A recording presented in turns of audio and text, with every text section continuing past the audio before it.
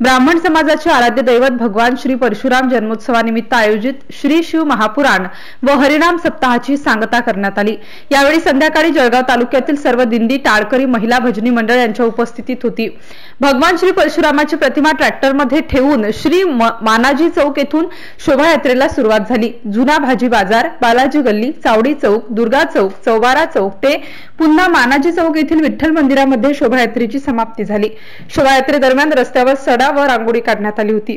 शोभायात्रेत सहभागी असणाऱ्या भक्तांसाठी पिण्याच्या पाण्याची सोयही करण्यात आली होती। या सप्ताहामध्ये विविध महाराज यांनी श्री शिव महापुराण कथा सांगितली। या कथेसाठी गावातील महिला भगिनी, ज्येष्ठ नागरिक प्रामुख्याने उपस्थित होते।